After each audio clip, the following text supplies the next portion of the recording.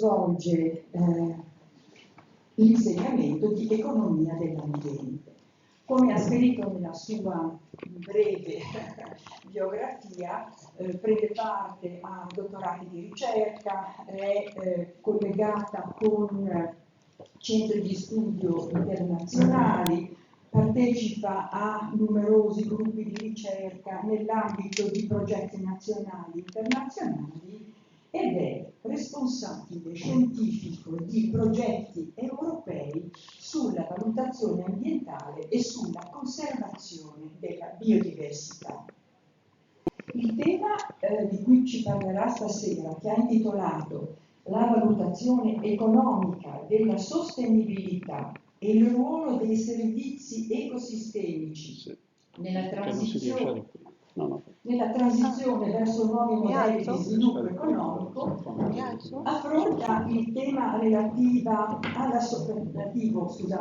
sostenibilità non soltanto con un approccio astratto, geograficamente astratto, ma lo affronta per quanto concerne la dimensione geografica territoriale. Insomma, contano in questo progetto, in questa visione, in questa analisi, contano i luoghi e le persone e contano anche gli enti locali e le loro scelte eventualmente operative. Un altro aspetto che verrà preso in considerazione riguarda la questione relativa all'abbandono e allo spopolamento delle aree interne. È un tema che riguarda nel caso dell'Italia tutto il paese, ma nel caso della Liguria è particolarmente vistoso.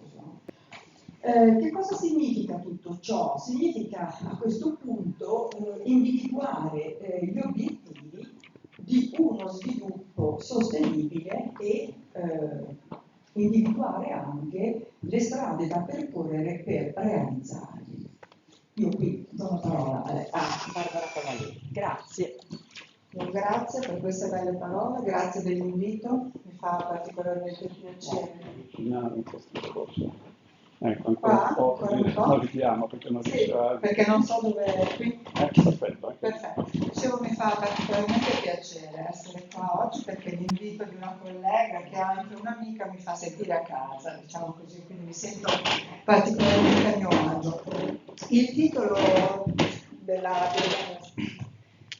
conversazione, del seminario che devo proporvi oggi, l'ho accorciato perché mi sono resa conto che era lungo e ho lasciato le parole importanti: valutazione economica, sostenibilità, ruolo dei servizi ecosistemici. E ho poi preparato, perfetto, spero di non sbagliare.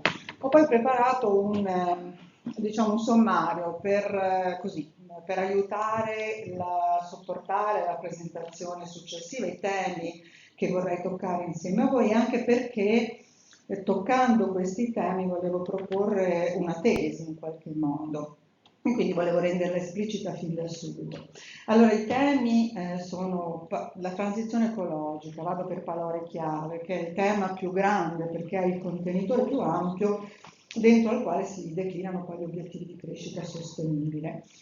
All'interno del percorso di transizione ecologica c'è un ruolo dei servizi ecosistemici della biodiversità che non è del tutto, chiaro, anche e soprattutto ai policy maker, chi poi prende decisioni in ordine alle politiche da realizzare, soprattutto nella gestione del territorio. Ecco, la tesi che volevo condividere con voi e discutere con voi è questa, cioè che qui c'è un ruolo molto grande cui si parla relativamente poco, ed è il governo della transizione. La transizione va governata. E per governo intendo precisamente questo. La transizione ecologica, come tutte le strategie, è una strategia, quindi è una dichiarazione di intenti, che intende per l'appunto modificare in senso virtuoso certi comportamenti, nel nostro caso poi comportamenti economici. Di per sé non è nient'altro che una dichiarazione di intenti. Quando è che diventa concreta? Diventa concreta quando si trasforma in qualcosa di operativo attraverso la scelta di strumenti appropriati e il processo attraverso il quale vengono scelti e poi implementati gli strumenti è appunto la governance. Quindi Quando parlo di governance intendo dire esattamente questo, e questo è forse il tema, uno dei temi quantomeno più grandi della transizione ecologica, il governo. Perché? Perché tutti i processi di trasformazione hanno dei costi e tipicamente l'abbiamo visto, i costi di solito, proprio perché questi processi sono agevolati da strumenti fiscali, per esempio, i costi tendono a essere distribuiti sulla popolazione, sui cittadini che pagano le imposte. È importante però che siano intercettati anche i benefici, cioè che poi i benefici di questa transizione non vadano, per esempio, nelle mani di pochi individui o di alcuni settori, ma che anche questi vengano intercettati in modo da essere distribuiti altrettanto equamente. Questo è un tema veramente molto importante che riguarda, come dire, la dimensione, giustamente la professoressa Rollani introduceva prima la dimensione territoriale, perché questo è un tema che riguarda i soggetti, ma riguarda anche l'equilibrio dei territori. Il governo è governo dei soggetti, ma è governo dei territori. Bene, e vado ai temi che più mi riguardano da vicino. Cosa serve per diciamo, questa governance e in che modo un soggetto come me, che si occupa di ricerca e di didattica, in qualche modo può avere a che fare con la governance o può, tra virgolette, aiutare la governance? Beh, qui c'è un ruolo che riguarda la capacità di impadronirsi di modelli che siano capaci di una governance innovativa, quindi di uno strumento, di una capacità di interpretare il sistema economico in un modo diverso, di proporre dei modelli di crescita e di sviluppo che siano evidentemente diversi da quelli che hanno caratterizzato il dopoguerra e che siano in grado appunto di distribuire i costi e distribuire i benefici. Quindi occorre in qualche modo lavorare proprio anche sulla costruzione dei modelli teorici che stanno alla base di un processo di presa delle decisioni che sia realmente informato e orientato a obiettivi innovativi. L'altro tema è che occorre anche formare delle competenze adeguate ad un processo di questo tipo a tutti i livelli, ed ecco che qua questi due temi sono quelli più direttamente, come dire, che coinvolgono chi fa ricerca e chi fa didattica. Vado per ordine. Vedo che restano le scritte delle note che sono veramente prese un po' in brutta, però non si vede. No, va bene, ok, allora meglio così. No, perché preoccupavo del fatto che sono un po' grossolane. Bene, allora dicevo, vado per ordine. Transizione ecologica rimanda immediatamente agli accordi sul clima 2015, Parigi. Sono gli accordi che sostituiscono gli accordi di Kyoto, ma è una svolta significativa perché per la prima volta 195 paesi si accordano su obiettivi da raggiungere e anche su strumenti, percorsi più che strumenti, in tema di gestione dei cambiamenti climatici in maniera però giuridicamente vincolante, quindi è sicuramente una svolta.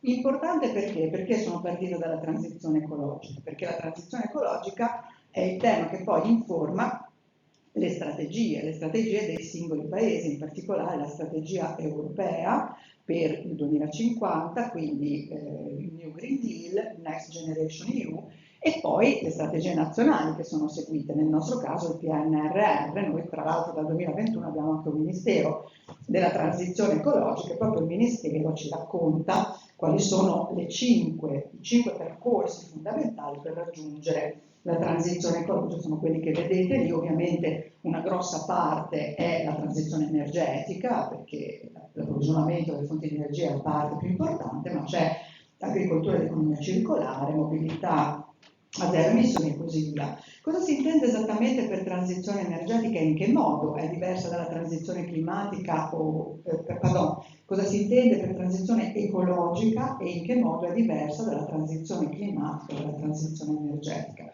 La transizione ecologica è qualcosa che in realtà è un contenitore più ampio, cioè ricomprende la transizione energetica e quella climatica, perché ipotizza il cambiamento, è il percorso, il processo di trasformazione dell'intero sistema economico ma anche sociale. In che direzione? In una direzione che premi, diciamo così, il rispetto della sostenibilità ambientale, non solo, diciamo così, la logica del profitto. Quindi spesso da un punto di vista economico la transizione ecologica viene associata a concetti come la green economy, l'economia circolare, la performing economy, sono tutti sinonimi, sono tutti un po' parenti ma tutti un po' diversi. Io credo che anche qui, per fare chiarezza nei nomi, forse il termine più giusto è quello dell'economia ecologica, perché in realtà l'idea di un processo circolare nell'economia che sostituisca, diciamo così, il paradigma lineare, quello per cui prendo, trasformo, consumo e poi butto via, è proprio mutuato in realtà dall'apparentamento fra il funzionamento del sistema economico e il sistema ecologico.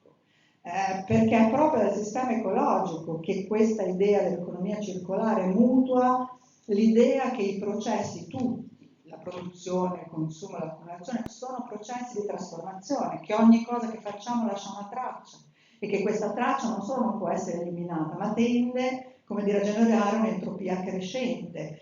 E allora se io interpreto o reinterpreto il processo di produzione come un processo di trasformazione da un valore iniziale a un valore finale, ecco che ho davvero un'ottica e una prospettiva veramente diversa, e questa è la sfida, diciamo, dell'economia circolare. Gli obiettivi di sviluppo sostenibile, che sono, come dire, la declinazione della transizione ecologica. La transizione ecologica avviene quando siamo riusciti a raggiungere una serie di obiettivi. Questi obiettivi li conosciamo tutti, sono noti, contengono tra l'altro in sé non solo la dichiarazione, diciamo, dei 17 temi su cui è necessario intervenire, ma anche la metrica con cui i target cosiddetti, con cui misurare gli avanzamenti che i singoli paesi, i singoli sistemi economici realizzano appunto nel percorso verso il raggiungimento di questi obiettivi. Li ho messi qua, nonostante siano ben noti, perché rispetto al discorso che voglio fare oggi con voi, secondo me sottolineano due aspetti veramente importanti, sono importantissimi da questi due punti di vista. Il primo è che sono un esempio di obiettivo di governance per obiettivi, torno alla governance. Qui è proprio un esempio di governance per obiettivi e non solo per processi, e questo di per sé è proprio un cambiamento di metodo che di nuovo, come l'economia circolare, ha un rilievo. Il secondo, ed è collegato in realtà al primo, è che la forma circolare, la forma matriciale stessa con la quale gli obiettivi vengono raccontati, sottolinea l'elemento di complessità. Le sfide che abbiamo davanti sono complesse, per varie ragioni. Perché dico la forma matriciale le sottolinea? Perché la forma matriciale per sua natura sottolinea il fatto che lavorando sul tema 8, che è la crescita economica, io in realtà sto lavorando anche sul tema 1, la non povertà, e una volta che non sono povero lavoro anche sul tema 2, la fame, e una volta che ho la pancia piena forse riesco a pensare al tema 4, l'istruzione, e così via.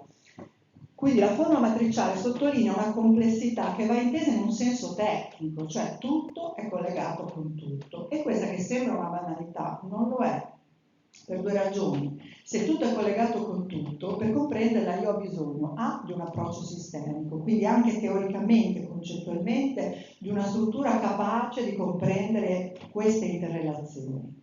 2, se è così, questo è davvero sfidante rispetto alle nostre conoscenze, ma non solo per la quantità e la qualità delle conoscenze che abbiamo, ma per la nostra capacità di comprendere i processi. Questo è veramente quello che viene sfidato. E quindi la complessità significa anche attrezzarsi, come dire, per un sapere che sia più interdisciplinare, intersettoriale, quello che oggi non è, perché la formazione non è così, quindi non abbiamo tantissimi strumenti per comprendere questa complessità. Ecco, siamo arrivati ai servizi ecosistemici, no? Dalla transizione ecologica agli obiettivi ai servizi ecosistemici. Tanto che cosa sono esattamente i servizi ecosistemici, bisogna dire perché hanno un ruolo così centrale. I servizi ecosistemici sono, potremmo definirli così, il contributo, tutti i contributi che l'ecosistema fornisce alla produzione di reddito, di ricchezza e di benessere per il sistema economico e per la società nel suo complesso. In che senso? Sono tutti quei flussi che costituiscono input per i processi produttivi, ma che costituiscono anche, per esempio, regolazione climatica, quindi garantiscono le condizioni che ci consentono di continuare a vivere. Sono anche le bellezze del territorio, la bellezza di un paesaggio che viene fruita nelle attività ricreative. Quando vado a fare una passeggiata in montagna o faccio un bagno al mare, anche in quel momento sto fruendo di un servizio ecosistemico. Ci sono tante definizioni, io qui ve ne propongo una che è quella della cosiddetta Cascade Framework, perché è quella che è alla base della classificazione SAISIS, che viene usata appunto per la classificazione dei servizi ecosistemici, e ve la propongo perché mette molto bene in evidenza una cosa. Vedete che da una parte c'è il sistema ecologico, che è un sistema chiuso nel suo interno, all'interno del quale, sulla base di uno stock di capitale che definisce le caratteristiche biofisiche di quel sistema, si attivano dei processi, delle funzioni dalle quali poi si originano dei flussi. E il sistema ecologico è un sistema complesso perché funziona come un tutto, funziona tutto insieme. Ma la stessa cosa accade nel sistema economico, che vedete sta dall'altra parte, anche lì si attivano dei processi del tutto simili: produzione, accumulazione, consumo, e lo stock iniziale determina i flussi di ricchezza che all'interno di quel sistema, e anche di benessere, che all'interno di quel sistema si possono generare. Tra i due sistemi ci sono i servizi ecosistemici, che sono quel flusso che collega l'attività dell'ecosistema all'attività del sistema economico, ed è quel flusso che mantiene in equilibrio le interazioni fra il sistema ecologico e il sistema ambientale. Allora, un modello di sviluppo economico innovativo, con un approccio innovativo, non può che essere un modello il cui obiettivo è quello di mantenere in equilibrio quel flusso, perché è quel flusso che mi mantiene equilibrata l'interazione fra questi due sistemi. L'interazione che è inevitabile, perché nessun sistema economico può produrre a prescindere dalle interazioni con l'ecosistema. Perché i servizi ecosistemici sono alla base del processo di transizione ecologica? Perché sono così importanti? Dalla definizione che ho dato prima manca forse un pezzettino. Diciamo che tipicamente i servizi ecosistemici si classificano in almeno 3 categorie, che sono quella della fornitura, il provision, la fornitura di input, beni, servizi che tipicamente vengono utilizzati dal punto di vista economico, sto dicendo, proprio per produrre reddito, per attivare i processi di creazione di ricchezza, il processo economico della produzione.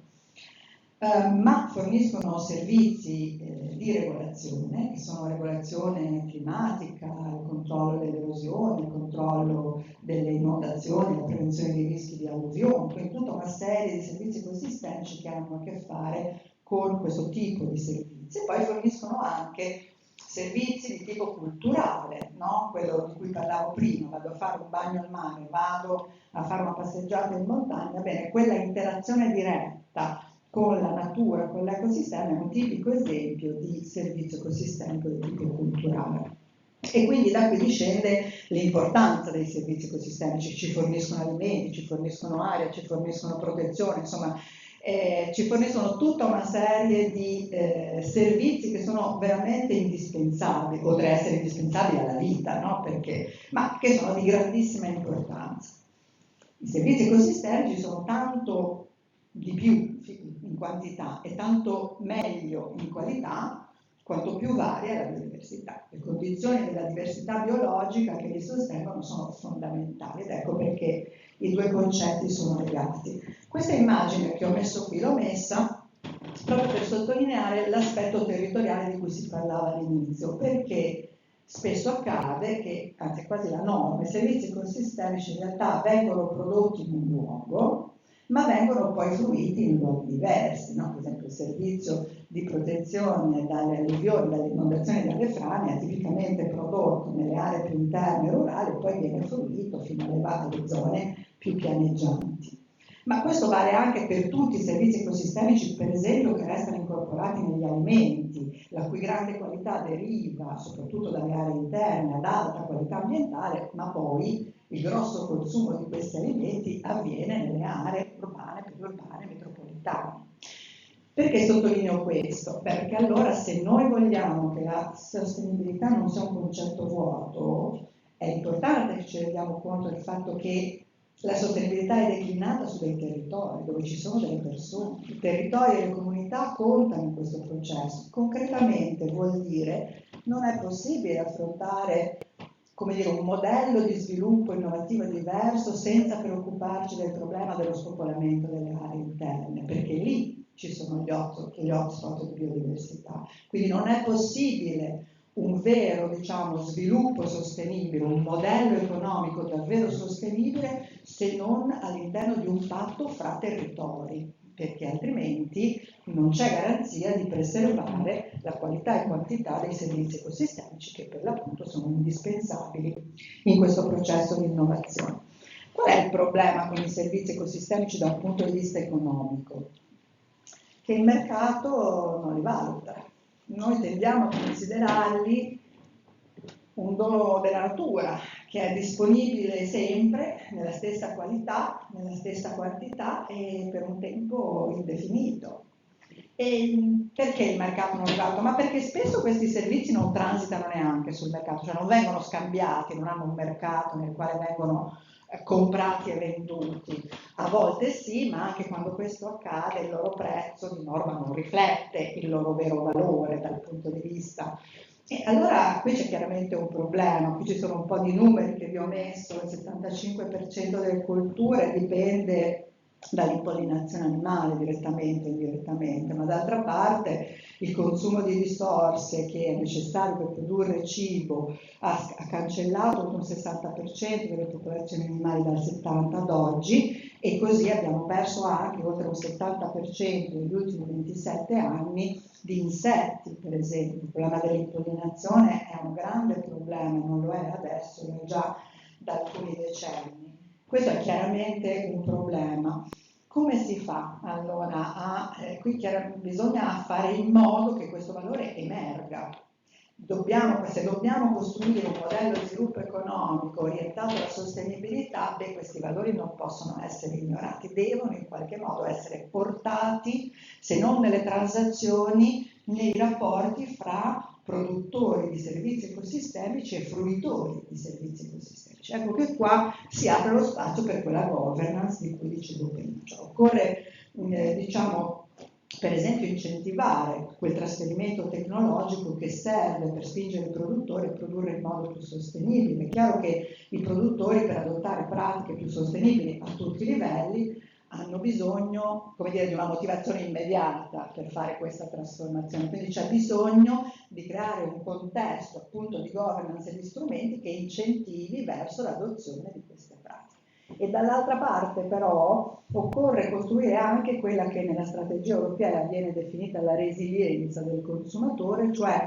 anche da parte del fruitore, il consumatore perché è il fruitore finale di questi servizi, costruire una non solo sensibilità rispetto alla capacità di riconoscere questi servizi come un valore, ma una disponibilità a pagare perché questi vengano conservati e non solo per la propria fruizione individuale, ma per una fruizione collettiva, perché la conservazione della biodiversità non è qualcosa che mi mangio, no? È qualcosa che va a vantaggio di tutti, oltre che di me stesso.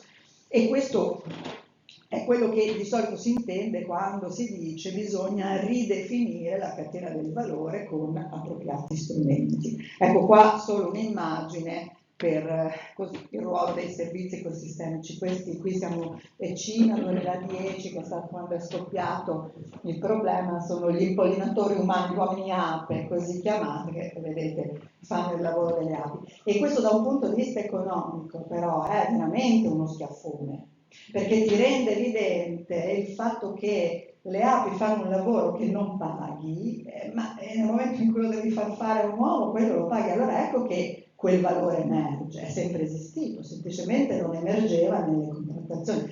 La stessa cosa la potremmo dire per l'aria. Nel momento in cui una produzione viene realizzata bruciando, quindi emettendo in atmosfera, sta usando l'aria, esattamente lo stesso discorso degli impollinatori, come un input che non gli viene fatto pagare, perché se comprasse un altro qualunque input di produzione lo pagherebbe, quello non lo paga perché noi siamo abituati a pensare che l'aria ce n'è tanta e non ne abbiamo bisogno e soprattutto non viene prodotta e quindi non ha valore.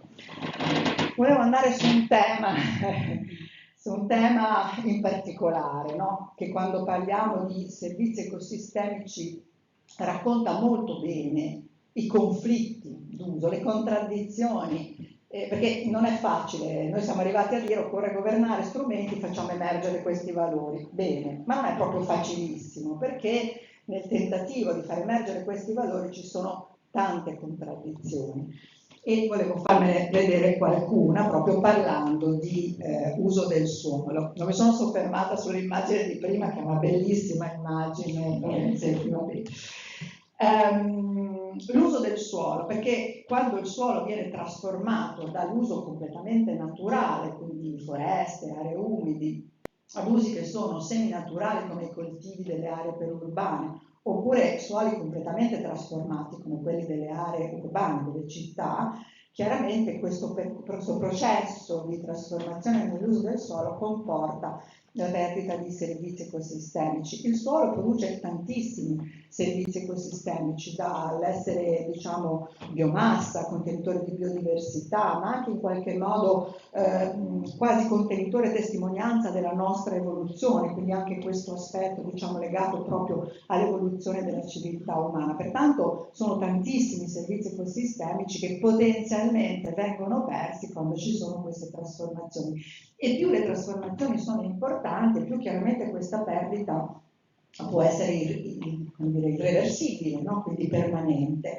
E da qui nascono due ordini di considerazioni. La prima è che allora, a proposito di governance, è molto importante che i valori dei servizi ecosistemici che si perdono nelle diverse alternative possibili nell'uso del suolo vengano considerati nel processo di formazione delle decisioni, di presa delle decisioni di formazione dell'accordo circa quale alternativa scegliere per un certo uso del suolo. Questa è la prima considerazione. La seconda è che anche quando, perché altrimenti non si potrebbe fare nulla, no? Anche quando qualche cosa va perso, forse può essere compensato e recuperato attraverso appropriati investimenti che consentano di recuperare una parte di quei servizi ecosistemici persi. Voglio farvi vedere qualche caso in area urbana, ma passo prima attraverso 3 immagini, questo per dire, perché le immagini raccontano benissimo quello che vi dicevo prima, cioè quanto sia difficile, no? Abbiamo detto ok, allora bisogna nelle decisioni considerare tutti i costi e benefici, ma non è facile. E non è facile costruire dei processi che siano standardizzati, giusti, opportuni, appropriati per fare queste decisioni. Qui siamo in area urbana, dove il conflitto è molto evidente. Qui siamo in un'area periurbana, dove c'è un conflitto d'uso tra due usi che sono potenzialmente entrambi virtuosi, per esempio, però il conflitto d'uso c'è lo stesso, no? E qui addirittura siamo in area rurale, in qualche modo. Questo è un articolo che è apparso sul Sole 24 Ore, non vedo ora da qua, mi pare sia il maggio di quest'anno, il maggio del 22, no? Alberi in città, la più green è Genova, perché è vero, Genova è la città metropolitana con la superficie boscata più grande d'Italia, e più in generale la Liguria è una delle regioni, mi pare che sia la terza tra diciamo, le regioni che hanno più superficie boscata, ma soprattutto che grazie a questo maggiormente concorrono alla regolazione climatica e quindi alla cattura della CO2 a livello, diciamo così, di clima nazionale. Ma anche qua le contraddizioni. Questo risultato positivo nasce in realtà da un fenomeno di abbandono, di spopolamento che è ben raccontato da queste immagini così desolanti. Quindi questo solo per dire le difficoltà e le contraddizioni che spesso ci sono fra un elemento virtuoso, uno che non lo è, o addirittura due elementi virtuosi in conflitto fra di loro. Voglio farvi vedere alcuni esempi di valorizzazione di servizi ecosistemici all'interno di quella che oggi si chiama rigenerazione urbana, il processo di rigenerazione urbana. I dati che ho preso e soprattutto gli studi su cui questi dati sono basati sono presi dal sito dell'ISPRA, che è l'Istituto Nazionale per la Ricerca e la Protezione della Ricerca Ambientale, e sono studi che si riferiscono appunto al al secondo degli aspetti che vi dicevo prima, cioè come la governance possa anche essere un'attenzione a cercare di recuperare parte di quei servizi ecosistemici che vengono persi attraverso investimenti virtuosi. E una brevissima parentesi sugli ecosistemi urbani. Cosa sono ecosistemi urbani? Sono sia, diciamo, la presenza di aree alberate, quindi la piantumazione, ma anche tutto quello che si chiama verde urbano, che va, diciamo, dal verde storico agli orti urbani, piuttosto che ai giardini, le aree all'aperto, fino anche alle coperture a verde, semplicemente delle aree a parcheggio, per esempio. Ecco, la presenza del verde ha un potenziale molto grande sul contrasto al cambiamento climatico, cioè avere aree verdi in città, ci dicono tutti gli studi che abbiamo visto prima, ha un grande impatto diretto nel contrasto al cambiamento climatico, diretto perché si esplica attraverso la cattura della CO2, ma un dato che mi è sembrato veramente interessante è che c'è un grosso impatto indiretto, cioè contribuisce in realtà al risparmio energetico perché abbassa la temperatura, e questo risparmio nelle stime più o meno dei lavori che vi mostravo va da un 10 a un 38%, quindi parliamo di un dato molto significativo.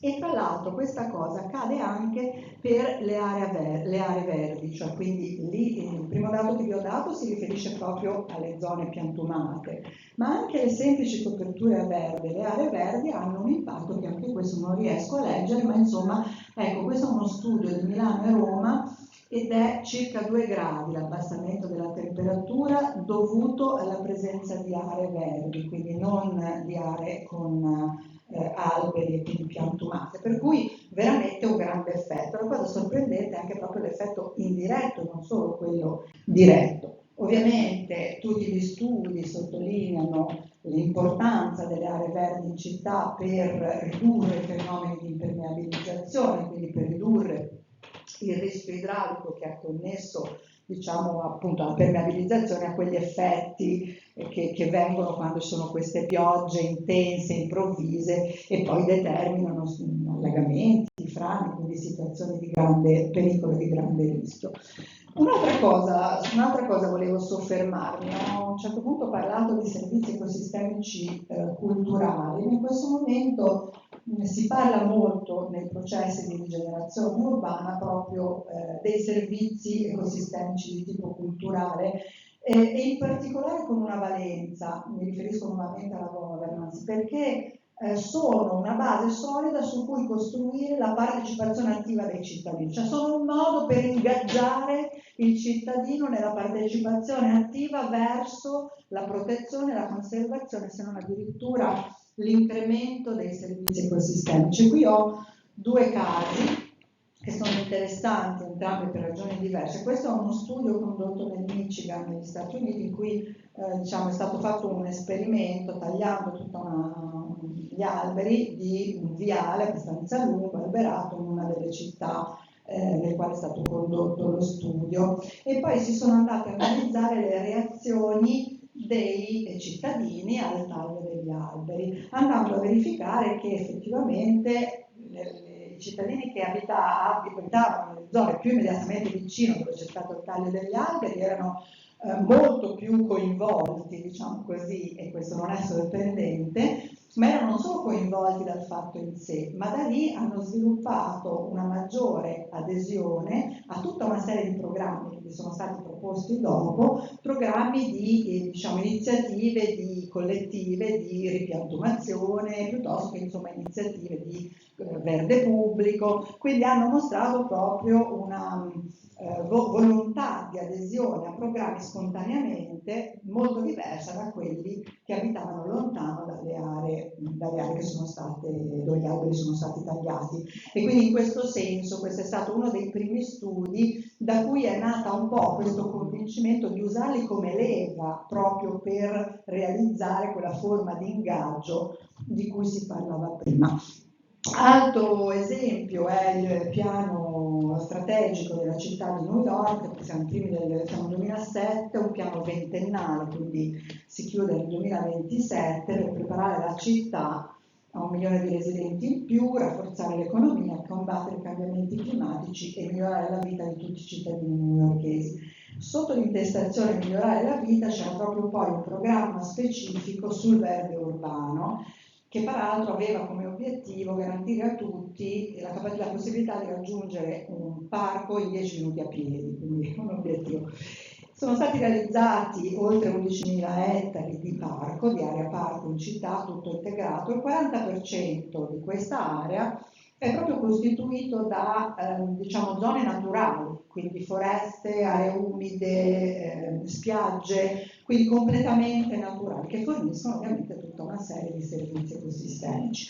Un altro aspetto però su cui si è molto, diciamo, si è molto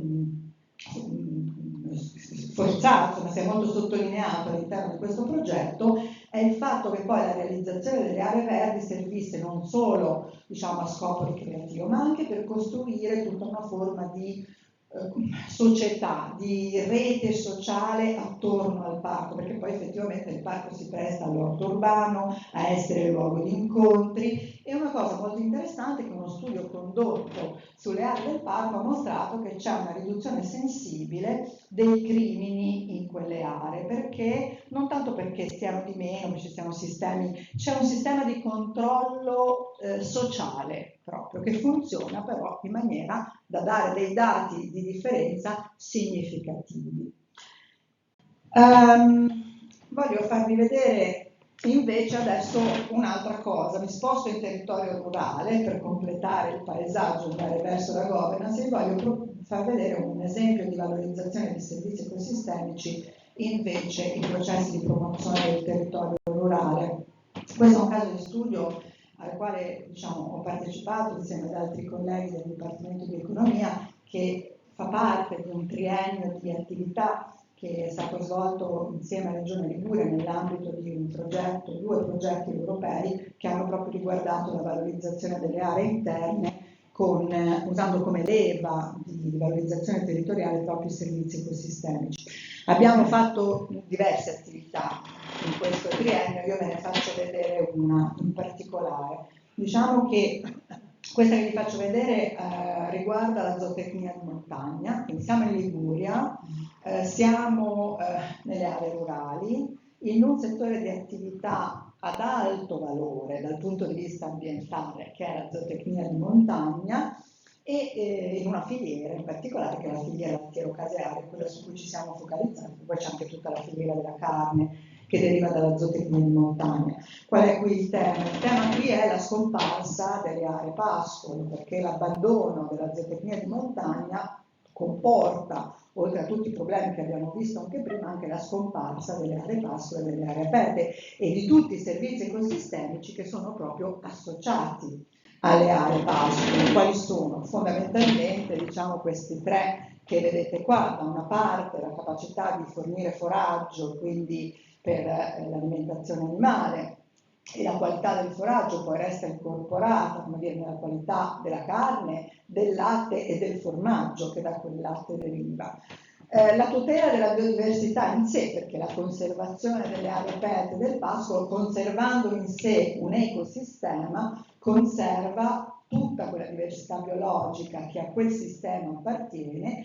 E come si diceva prima, mentre il foraggio è poi qualche cosa che resta incorporato nel prodotto, quindi in qualche modo lo mangio, me ne approprio in maniera individuale, ne ho un qualche benessere. Nel caso della biodiversità è proprio la tutela di un valore universale che vale per tutti e non solo per me e che soprattutto non ne fruisco direttamente, non è qualche cosa che mangio per l'appunto.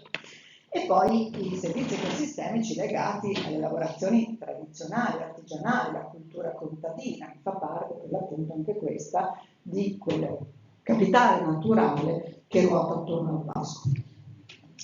Come vi dicevo abbiamo fatto diverse attività, in particolare abbiamo analizzato le imprese del settore, le abbiamo analizzate sotto diversi aspetti, sostenibilità economica, ambientale, capacità di raggiungere i mercati, sempre in quell'idea che vi ho mostrato prima, da una parte costruire una catena del valore dal lato della produzione, però poi anche intercettare la domanda. E vi voglio far vedere questa cosa della domanda perché è interessante. per cercare di intercettare la domanda e capire come costruire quella famosa resilienza dei consumatori di cui parlano le strategie europee, abbiamo realizzato un'indagine su un campione nazionale di 1500 consumatori di formaggio, nazionale rappresentativo per distribuzione geografica, età, sesso, reddito, insomma tutte le caratteristiche di norma vengono considerate quando si seleziona un campione. E abbiamo fatto un esperimento. Cosa volevamo sapere da questo campione di intervistati? Due cose. La prima, volevamo capire se questi consumatori, che sono consumatori abituali di formaggio, diciamo, riconoscono la presenza dei servizi ecosistemici incorporati nei prodotti di alta qualità ambientale come un valore in sé. Quindi se c'è la capacità di riconoscere il servizio ecosistemico come un valore in quanto tale, no? L'idea è, vedo un albero monumentale, per me quell'albero io riconosco che ha un valore, no? L'altra era se sono capaci di riconoscere i servizi ecosistemici come un valore in sé, sono anche disposti a pagare magari qualcosa di più affinché questo valore venga mantenuto, accresciuto. La risposta è sì ad entrambe le domande e non era scontato, ma vi faccio vedere prima due cose. Intanto, come gli è stato raccontato, no, il meccanismo con il quale i servizi ecosistemici restano incorporati dentro il prodotto. Partiamo dal pascolo che con un intervento umano di intervento, insomma, di manutenzione sul pascolo mi dà come primo flusso di servizi il foraggiamento, che poi a sua volta diventa un beneficio perché diventano vegetali utilizzati per l'alimentazione animale, diventa un beneficio perché va a reincrementare, no, l'area pascolo attraverso la dispersione dei semi, e poi ho il secondo, l'identità locale, che va nelle lavorazioni artigianali, che costituisce un servizio, un beneficio in termini di contributo simbolico e culturale all'identità locale, alla civiltà del pascolo, ed infine quello che abbiamo chiamato benessere e felicità, che è relativo, diciamo, alla conservazione della biodiversità in sé, quindi all'esistenza dei pascoli in futuro. È chiaro che tutti questi servizi ecosistemici restano incorporati nei prodotti che vengono dalla zootecnia di montagna, perché restano incorporati in quei formaggi che sono prodotti col latte di quegli animali che sono stati allevati in quel modo, e quel latte che è stato lavorato in quel modo per produrre un formaggio secondo un criterio di lavorazione artigianale. Come abbiamo realizzato questo esperimento? Perché non è stato un'intervista, ma un vero e proprio esperimento. E cioè cosa? I consumatori veniva proposto sempre a coppie, delle coppie alternative di formaggette, tra cui c'è formaggetta, perché la formaggetta è la forma più tipica, no, del formaggio che si fa in montagna. Gli venivano proposte due formaggette alternative, ovviamente non erano due formaggette vere, ma due formaggette descritte da etichette. Nelle etichette veniva raccontato quanto quel formaggio avesse di contenuto di presenza al pascolo degli animali, piuttosto che di conservazione della biodiversità, quanto c'era di lavorazione artigianale. Quindi i consumatori si trovavano di fronte a due formaggette che venivano raccontate in maniera diversa perché avevano dentro un livello proprio di servizi ecosistemici diverso e gli venivano proposte con un prezzo diverso. E quindi dovevano semplicemente scegliere. Ecco perché è un esperimento, perché alla fine questi dovevano comprare una delle forme, oppure non comprarne nessuna. Però non era un'intervista, era una scelta. Ti metto di fronte a una situazione ipotetica e tu però scegli e mi dici quali formaggetta ti porti a casa. Da questo è un modo di lavorare che si usa proprio perché consente di isolare dal valore totale della formaggetta quella componente del valore che è specificamente dovuta all'attributo foraggio, all'attributo identità locale e culturale, all'attributo biodiversità.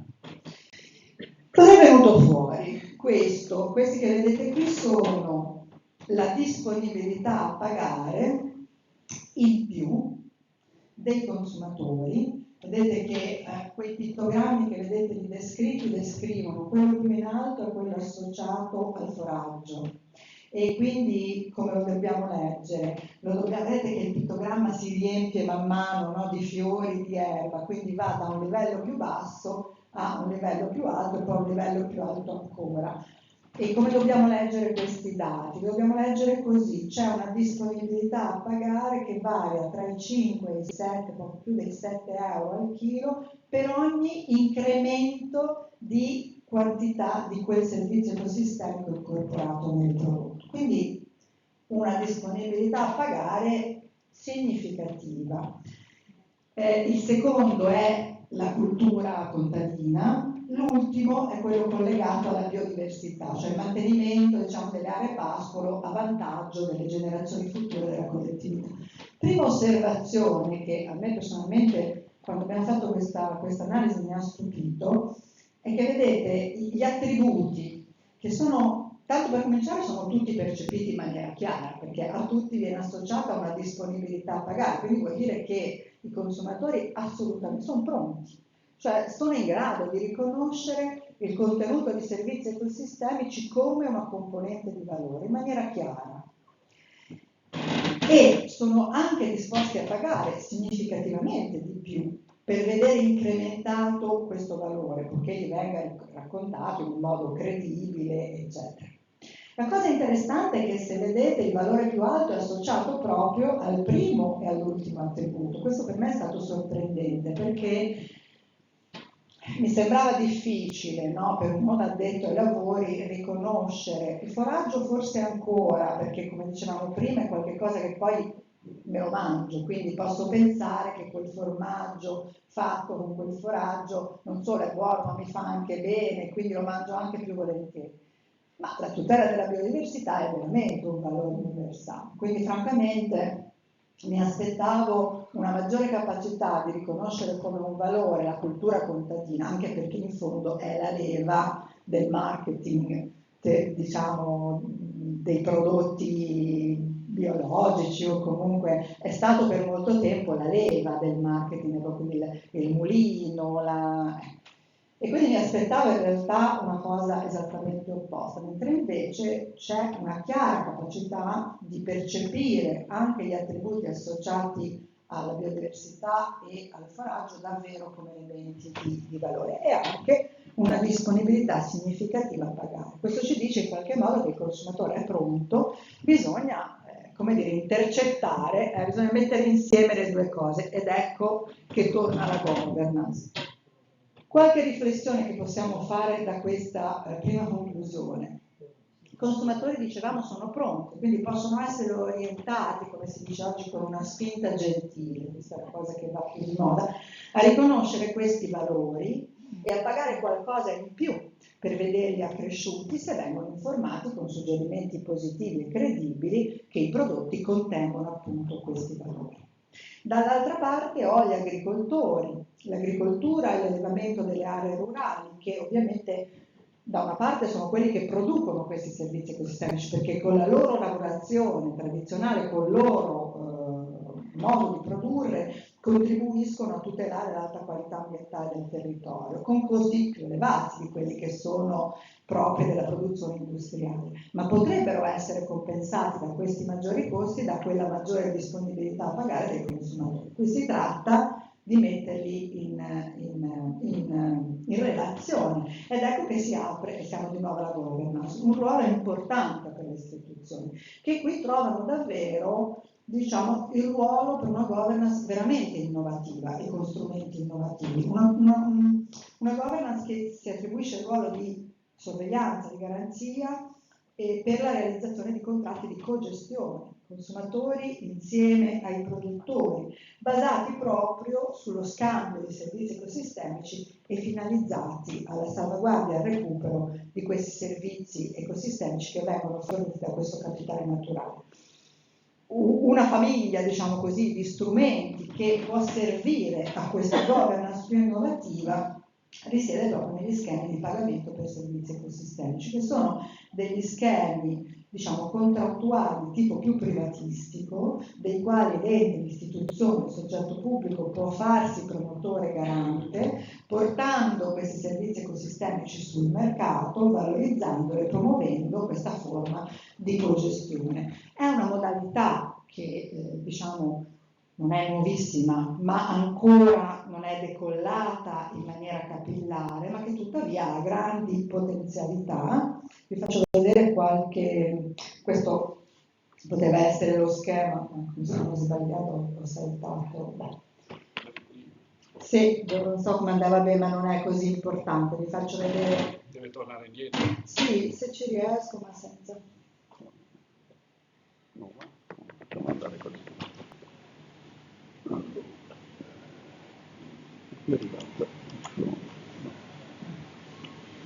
No.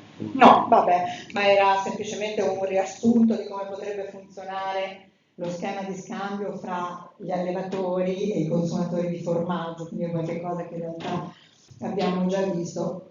E invece poi vi volevo proporre due casi che sono stati un po' l'equivalente dei Seminal Papers nell'applicazione pratica. Sono stati un po' due casi che hanno aperto la strada ad un uso più diffuso di questi strumenti. Il primo è New York, siamo diciamo, alla fine degli anni 90, dopo tutto un periodo soprattutto negli anni 80 in cui l'acquedotto, il problema è il regime delle acque, l'acquedotto della città, perché è uno dei casi, quello delle risorse idriche, dove più spesso, dove per primi sono stati implementati questi tipi di strumenti. E alla fine degli anni 90 la città di New York si trovava di fronte alla necessità di realizzare un impianto di filtrazione sufficientemente grande per l'approvvigionamento idrico della città, per il quale era stato stimato un costo tra gli 8 e i 10 miliardi che includeva la costruzione ma anche la manutenzione. Cosa ha fatto l'azienda municipalizzata? Si è accordata con la proprietari forestali del bacino di captazione per diciamo, realizzare una forma di cogestione del bacino, per la quale i proprietari delle foreste hanno adottato tutta una serie di pratiche sostenibili dal punto di vista della capacità di filtrare, diciamo così, e pulire il bacino. Sono stati compensati da questa trasformazione del loro processo di attività produttiva attraverso una forma di compensazione prelevata sulla tariffa idrica che è stata fatta pagare ai consumatori, quindi c'è una relazione diretta fra il consumatore che paga e il consumatore, attenzione, che avrebbe comunque pagato in bolletta gli 8-10 miliardi di costruzione dell'impianto di filtrazione, quindi solo che questa trasformazione delle pratiche di gestione forestale ha avuto un costo stimato in 1,5 miliardi, quindi con un risparmio enorme per tutti, soprattutto per gli utenti finali che si sono trovati certo un addizionale in bolletta, ma di un ammontare molto molto inferiore a quello che avrebbero avuto con l'impianto di depurazione e di filtrazione, ma soprattutto con una cogestione virtuosa che ha avuto come obiettivo non solo ottenere di ripulire il bacino, ma di incrementare, mantenere, accrescere un capitale naturale e tutti i servizi ecosistemici che questo è in grado di fornire. Stessa cosa è successa in un programma attuato dalla Viter che aveva lo stesso tipo di problema, anche qua siamo invece un po' dopo, all'inizio degli anni 2000. Qua il problema era la contaminazione da nitrati dei bacini di captazione causata dalle filtrazioni in falda delle attività agricole. Anche qui questo è stato un processo molto lungo che ha durato una decina d'anni, ecco perché le cose sono complesse e che però alla fine ha portato appunto anche qua ad una risoluzione di cogestione, per cui la multinazionale ha finanziato gli agricoltori del bacino idrografico affinché questi modificassero le loro pratiche, le loro tecnologie agricole, in questo modo di nuovo con un processo virtuoso, meno costoso di quello perché l'alternativa per la vita sarebbe stata realizzare un impianto di depurazione, anche in questo caso per poter poi imbottigliare le acque. Invece in questo modo abbiamo ottenuto un risultato virtuoso con un risparmio di risorse per tutti.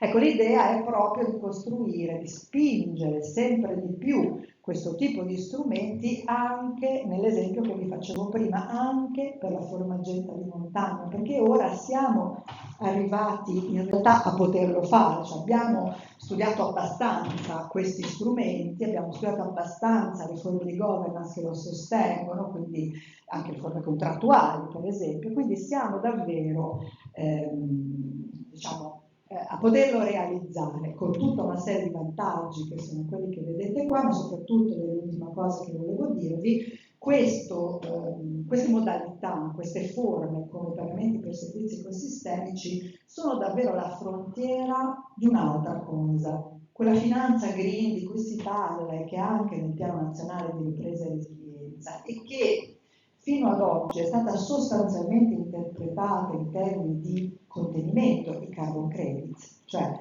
emetto e per essere neutrale compenso con i carbon credits. Ecco, la sfida è fare un passaggio ulteriore verso i cosiddetti biodiversity markets, cioè mercati dove non mi compro un credito di carbonio, mi compro un pezzo di formaggetta, mi compro un pezzo di bacino, mi compro un pezzo di gestione sostenibile della foresta. Cioè sono davvero la frontiera di quella che può essere una finanza green che sia davvero orientata non solo alla mera compensazione, ma veramente alla promozione di processi virtuosi di trasformazione che siano in grado di attrarre capitali privati. Questa è davvero la sfida che è sul tappeto adesso. Bene, io vi ringrazio, spero di non essere stata troppo.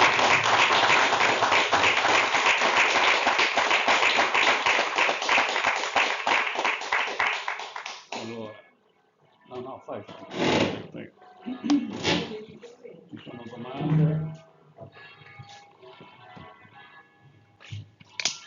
Sì, io non ho ben capito la questione del modello newyorkese quando lei ha detto c'è stato un investimento che però poi dopo diciamo, i consumatori hanno dovuto spendere qualcosa in più. Qualcosa in meno.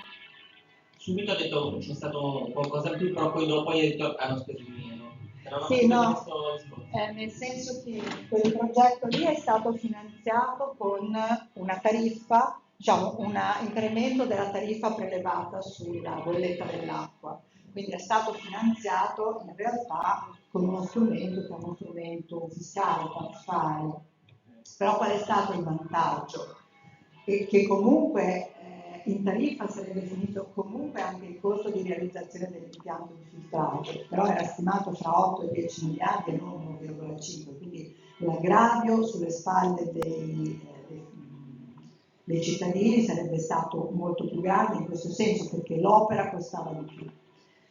Ma l'altro elemento è che in realtà è un po' come i carbon credits, cioè non abbiamo semplicemente compensato, non ci siamo semplicemente difesi diciamo, da un inquinamento, abbiamo cercato di realizzare, di incrementare un capitale naturale. Quindi in questo senso hanno speso di meno di quello che avrebbero speso per realizzare comunque un impianto di depurazione che era inevitabile perché le falde erano inquinate. Non so se sono stata più chiara di prima. No. Allora provo in un altro modo. Dunque, il Comune di New York doveva per forza realizzare un impianto di depurazione, perché quell'acqua non poteva più essere distribuita. E aveva davanti due strade. La prima era costruire un impianto di depurazione, costo stimato 8-10 miliardi. La seconda è posso mettermi d'accordo, ancora una cosa, 8-10 miliardi chi li paga? Li pagano quelli che sono allacciati all'acqua e pagano la bolletta dell'acqua per avere l'acqua in casa. Ok, questo è il meccanismo normale. L'alternativa qual era? Mi metto d'accordo con i proprietari delle foreste, del bacino, e chiedo loro di realizzare una certa attività forestale che mantenga il bacino in certe condizioni anche di purezza, diciamo, dell'acqua. Questo ha un costo stimato di 1,5 miliardi. Chi lo paga? Sempre quelli che sono allacciati all'acqua e pagano la bolletta. Lo pagano sempre loro. Ma pagano un costo inferiore. Ho capito, sì, cioè rispetto ai 10 miliardi, 1,5 miliardi. Esatto. Un risparmio enorme, a fronte del fatto poi che però un conto è un impianto che filtra, cioè un po' come mettere un filtro a un camino che emette, cioè un camino che brucia oli pesanti, metti in atmosfera, ci metti un bel filtro, riduci un po' le emissioni dannose. Un conto è chiudo il camino e produco in un'altra maniera che non vende. Sono due cose diverse. Sì, c'è poi anche l'impatto. C'è anche quell'aspetto lì, cioè uno è un investimento attivo, proattivo in un miglioramento, l'altro è una spesa difensiva, chiamiamola così, che in realtà non produce nuovo investimento virtuoso. Grazie. Sì.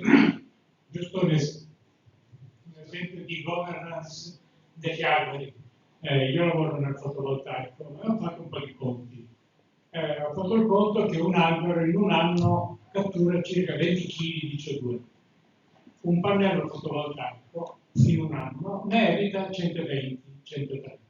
Quindi nel governare gli alberi bisogna governare anche il consumo energetico, come si fa. I pannelli stessi abbassano la temperatura perché portano via energia elettrica che viene usata in altre maniere. Magari i pannelli possiamo metterli non al posto degli alberi naturalmente, ma magari sugli edifici, sulle facciate degli edifici. Nessuno ancora ne fa vedere. Però questa è la strada. Questo fa parte della cosiddetta governance. Della governance dal punto di vista proprio anche dei comportamenti del soggetto pubblico in termini di essere lui quello che certamente sì, però che non vorrei tipo gli edifici mettiamo gli alberi sugli edifici come fa un certo architetto che servono lì. No. Quello no, ma è vero, infatti non l'ho citato, non l'ho citato. Una domanda, anzi due. La prima, immagino che il 72% di superficie alberata si riferisca all'intera città metropolitana e non al comune. No, Curiosità quanto è nel comune di Genova. La seconda, che si collega a quello che diceva Zani, sulla questione della copertura dei terrazzi o altro. In realtà, facendo anch'io qualche conto e confrontando con cose che poi ho trovato in internet e che corrispondono, la superficie di terrazzi e di tetti in Italia è circa 1000 km quadrati, che basterebbe a in qualche modo sostituire quasi tutte le centrali a combustibile fossile. Il problema che mi chiedo, ci ho ripensato, quanta di questa è utilizzabile con la legislazione attuale? Perché in realtà, mentre immagino i tetti siano generalmente di proprietà condominiale, le terrazze non ho idea. Almeno quelle dei vecchi caseggiati sono quasi tutte diciamo proprietà dei proprietari e mi chiedo se c'è un dato, perché questo è interessante, se no dico è evidente che al limite, così come c'è la possibilità dell'esproprio e Valletta Puggia l'abbiamo fatto per fare l'università, diciamo qualcosa, però forse è una cosa a cui bisognerebbe pensare. Mi pare poi, ma questo non mi ricordo bene, anche l'ho trovato in internet ma non ho messo salvato altro, che c'è in qualche modo una risoluzione, non so se direttiva dell'Unione Europea sul fatto ricoprite tutti i tetti e le terrazze. Mi pare che questo ci sia. Solo una cosa. Non sono preparato. No, c'è la nuova legge delle comunità energetiche che favorisce questa cosa della comunità. Perché questo obbliga tutti a produrre un po' e magari darle al vicino facendosi pagare. E questo è una legge positiva, questa è una governance positiva. Impostata dalla comunità tedesca. Sì, non so quanto si scontri, devo dire non sono preparata a rispondere in maniera, come dire, da esperto, perché non so quanto si scontri proprio con il regime proprietario, con il regime della proprietà. Sì, sulla perché le comunità energetiche tu aderisci sulla volontariamente. propria terrata sicuramente. Ah, beh, certo, non deve essere il governo, perché ogni cittadino si mette il suo e può aderire o no, far parte o no della comunità energetica. che conviene, però bisogna... Ogni kilowattora venduto al vicino viene pagato 11 centesimi. Sì. Però ora c'era quella polemica di ma dove è andata la mia energia, che ho messo fotovoltaico sul tetto, adesso aumenta il prezzo dell'energia, dove è andata a finire? È che lì va col prezzo marginale, quindi fa quello dell'inflazione. È difficile. Io prima di tutto volevo dire grazie di una lettura veramente bellissima, molto stimolante. E ho una domanda e un commento. La domanda è che non ho capito bene per quanto lei faccia per l'Università di Genova, non ho capito bene perché lei non è il ministro dell'economia ecologica, che forse sarebbe assai più utile. Ma è una domanda seria, perché è un commento che mi porta al mio commento, cioè governance è un bellissimo termine, un pochettino echeggia governo. Allora,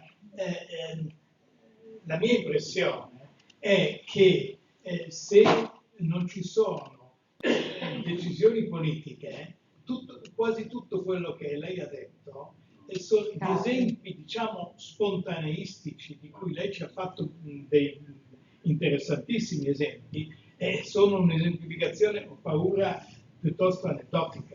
E dunque, se lei non diventa ministro, mi preoccupa che ci siano sufficienti incentivi e che cioè la governance avvenga.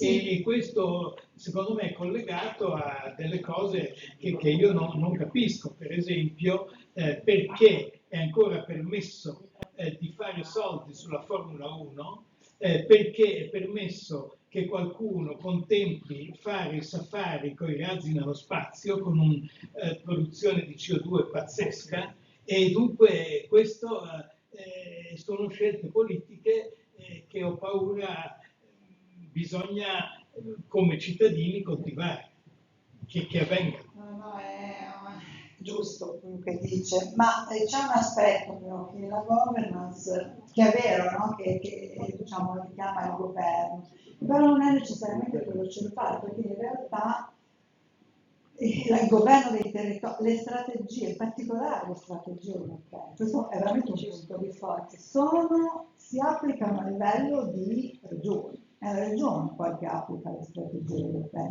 perché i territori contano. Alla fine le strategie tu le applichi sul territorio. Quindi questa in realtà è un'opportunità, perché in qualche modo è più facile costruire una governance anche politica a livello di singole istituzioni, enti, e qui si può muovere un ente parco. Noi abbiamo uno straordinario sistema di parchi che governa, perché governa più di gestione, no? Dal punto di vista, come dice lei, vuol dire che dentro c'è un'idea, no? Un costrutto verso il quale...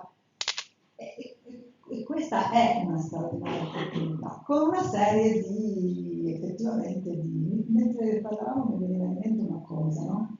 A proposito delle difficoltà e delle contraddizioni. Sempre per questo lavoro, a un certo punto mi sono scontrata con il fatto che una parte dei terreni abbandonati, provincia di La Spezia, più del 30% dei terreni abbandonati non ha un proprietario, perché il proprietario figura a più o meno 200 anni, 150, 140, quindi non esiste. Nessuno ha preso, diciamo, l'eredità, che poi ti tocca anche mantenere il terreno. Quindi c'è un enorme problema per il quale, ad esempio, la Regione ha soldi dall'Unione Europea per poter fare quelle azioni di contrasto e si scontra, ad esempio, contro il fatto che non ha nessuno da espropriare. Quindi c'è anche quell'aspetto, purtroppo è chiaro che nella governance si intrecciano elementi politici, giuridici, e questo è... Ci vogliono delle leggi. ci vogliono le leggi. Sì, il fattore umano, perché mi scusi, io ad aprile avevo pronto, mi ero col 65%, con tutto pronto per partire, e mi hanno dato l'appuntamento telefonando ogni settimana con quel suoneria eccetera, che dicevano aspetta, in questo momento ci abbiamo mandato un'email perché mancava un documento, in questo momento da aprile io posso produrre energia legalmente il 19 ottobre, che vengono finalmente. Eppure ho fatto anche uno sforzo economico perché mi sono fatta questo. Quindi secondo me è sempre il fattore uomo e quello proprio che fa tic, perché è possibile che se non avessi telefonato solo quel giorno in cui telefonavo mi mandavano miracolosamente al gestore No, è inevitabile perché che l'ho letto ci tante sia, volte sui giornali, ma ci sia questa sovrapposizione. Non da presidente ma da colpevole. La riflessione del Lucio? caro amico Lucio è che tutto questo ritorna a un problema di governance, ma ce ne rendiamo conto adesso, o ce ne siamo resi conto adesso. Allora io rovescio la frittata, dico il problema è che noi dobbiamo, e lei l'ha messo in evidenza molto bene, formare la mentalità. E lo dico da colpevole, perché 50 anni di insegnamento di chimica, cioè della scienza delle trasformazioni della materia, in una facoltà di ingegneria, io ancora 10 anni fa, ancora pochi anni fa, insegnavo che il problema per un ingegnere, che poi tutto si ritorna a questo, è prendere delle materie prime, metterle insieme, tirare fuori un prodotto e guarda un sottoprodotto. Era bello il sottoprodotto, che meraviglioso modo di chiamare quella cosa che adesso è quella che ha tutti i significati che andiamo a vedere. No? Adesso, in molti casi, voi non insegnate, eliminare il sottoprodotto costa più caro di quello che è il valore economico del prodotto. Perché il sottoprodotto è diventato qualcosa che ha un costo economico, mentre prima non esisteva. È diventato anche lui, dico, un servizio, è un servizio che deve essere reso. Quindi bellissimo. Il problema quindi, lo dico da accademico, ecco qui, perché in questa sede, è che noi dobbiamo cominciare a formare i giovani. I giovani e i meno giovani, ma soprattutto i giovani. Il dubbio è, nelle nostre scuole oggi formiamo già i giovani a ragionare in questo modo. Io mi auguro che presto venga, ma se quelli che vanno a insegnare da loro sono gente formata da noi, per ora queste cose non vorranno, no? È tutto da costruire, questo meraviglioso lavoro che state facendo, dico che ormai sta cambiando il mondo, perché noi stiamo vivendo in questi giorni il nostro seminario sulla transizione ecologica. Si sentono dei gran bei discorsi sui cambiamenti climatici, sui problemi, le correnti, i guai, la diversità, la vita, così, ma nessuno si pone veramente il problema cosa bisogna fare. Bisogna arrivare a governare questi progetti, perché ci ha detto alcune delle cose. Abbiamo sentito alcune delle cose, ma ben venga finalmente di sentire, anche se cominciamo dalla Formageta, che non è una cosa che mi entusiasma. Spero che arriveremo a qualcosa di più, ecco. Ma anche la formazione, diciamo, interdisciplinare è una cosa che ancora affrontiamo pochissimo all'università. La formazione interdisciplinare, la capacizione qual è il fattore limitante? Bisogna che anche il popolo che elegge i governanti. Thank you. No, è vero, è vero. Ho toccato cioè è giustissimo che bisogna fare la formazione, ci mancherebbe altro. Per questo che sta all'università la professoressa Cavallero. Però bisogna vedere qual è il fattore limitante. E il fattore limitante, la mia impressione, è che siano le leggi e la governance. Al costo del formaggio. costa già 20 euro, lei ci aggiunge altri 10 È tanto. Non lo compro più. Ma infatti adesso il passaggio che stiamo facendo ora è proprio quello. Ora stiamo realizzando una serie di esperimenti nei ristoranti e nei punti vendita, sempre esperimenti di quel tipo. Cioè l'idea è, tu mi hai detto che se io ti dico, allora tu mi dai 7 euro in più. Vediamo un po' se poi tu mi dai. No? Devo vedere. Comunque grazie, siamo stati stimolati. Complimenti per la interessantissima relazione. Tra l'altro ha introdotto questo tema nuovo, credo sicuramente poco conosciuto anche a livello diciamo di scuola, di azienda, dei servizi ecosistemici. Cioè, a livello aziendale questo è un tema che non è stato mai affrontato. Nell'università lo state affrontando, secondo me dovete fare uno sforzo perché il momento è quello opportuno. Parliamo di governance dell'Europa sul discorso della transizione ecologica e della transizione energetica, di governance degli Stati, ma anche dei comuni e delle regioni che gestiranno il 25% dei fondi che arrivano dall'Europa, più di 210 miliardi. E questa è l'occasione, visto che c'è un confronto diretto con le istituzioni locali, di affrontare questo tema e renderlo attuale e operativo. Non so se questo... Sì, assolutamente. Tra l'altro voglio condividere, a questo proposito posso condividere un'esperienza che mi è capitato di partecipare ad un gruppo di lavoro, Eurostat si sta muovendo da oltre 10 anni, circa nel 2012, quindi no, 10 anni, ha cominciato un processo di revisione dei conti del sistema dei conti di contabilità nazionale, che è il sistema dei conti, diciamo, che è alla base, per esempio, di tutti gli indicatori di finanza pubblica su cui si misurano le performance che l'Unione Europea ci chiede, su cui si fa una manovra di bilancio, quello che stiamo per fare adesso. Quindi è il sistema dei conti fondamentale per la gestione a tutti i livelli del Paese. E questo sistema dei conti è, diciamo, ha delle linee guida che sono quelle di Eurostat e poi viene applicato, reso concreto dall'Istat in Italia con degli istituti di statistica. Allora, nel 2012 ho cominciato questo processo di progressiva revisione dei conti che si è concluso proprio nel 2021 con l'adozione di un sistema nuovo che entrerà in vigore, che si chiama SIA-IEI, un sistema di conti per servizi ecosistemici. Perché è molto importante che nel sistema non è solo contabilizzare il capitale naturale, ma proprio contabilizzare quanta parte del prodotto dell'agricoltura di quest'anno, del valore aggiunto dell'agricoltura di quest'anno è stato realizzato grazie al contributo, perché questo mi fa emergere.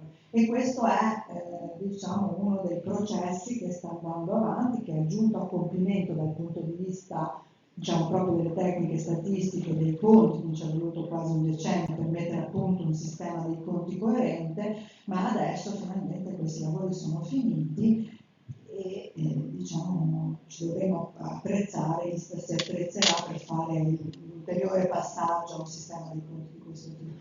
Ci sono tante cose che stanno andando avanti, questa cosa della centralità dei servizi ecosistemici secondo me ha ragione. Da economisti noi non, diciamo così, non la guardiamo, no? In azienda non si ragiona per servizi ecosistemici, invece sono assolutamente, dobbiamo davvero cambiare certe categorie di ragionamento per comprendere, in questo senso diciamo, questa trasformazione sfida la nostra capacità di capire, cioè non è solo le conoscenze che abbiamo, è proprio come le mettiamo insieme per essere in grado di capire cosa sta succedendo, che è qualcosa di più. C'è ancora una domanda? Sì, veramente, volevo dire, si è parlato appunto sia di abbandono della campagna, soprattutto nel Quaci, parliamo della Liguria, sì, sia una cosa... È un po' diffusa, certamente in Liguria... Ancora di più, perché non è niente rispetto alla Padana. Sì. Lei diceva che nella provincia di La Spezia, e penso che questo valga in generale nella provincia di Genova, ci sono proprio dei terreni, se ho capito bene, che non si sa neanche chi è il proprietario. No, c'è oltre un 30% di terreni abbandonati su cui si potrebbero fare, diciamo, degli interventi che però non si riescono ad oggi, non si riescono a fare perché bisogna cambiare le leggi per poter espropriare, perché ad oggi non si possono espropriare. E no, perché non hai nessuno a cui notificare l'esproprio. Un esempio, 50 anni fa ho fatto un impianto sull'isola di Alicuti, ho cercato di fare un impianto fotovoltaico. Il risultato è non trovavamo i proprietari dei terreni perché erano tutti emigrati e noi non abbiamo fatto l'impianto. Sì, spesso perché non... Sì, no, spesso sono migranti che poi... C'è il catasto aggiornato dal 1900. Tra l'altro, secondo me non c'è adesso, questa cosa sulla provincia di Spezia è venuta fuori perché c'era un progetto europeo con dei soldi da spendere, ma è stata fatta ad hoc, perché non è che esiste, come dire, una sorta di dato, registro dove queste cose, cioè il catasto c'è, però non è che dal catasto qualcuno analizza se ti interessa, quindi probabilmente queste situazioni sono anche diffuse, ma non emergono.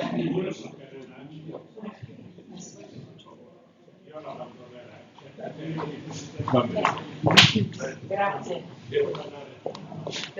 Insomma, mi pare di capire che ci sia bisogno di ulteriori competenze, diffusione delle competenze, collegamento con coloro i quali istituzionalmente hanno la responsabilità del governo, e più noi sappiamo più possiamo controllare.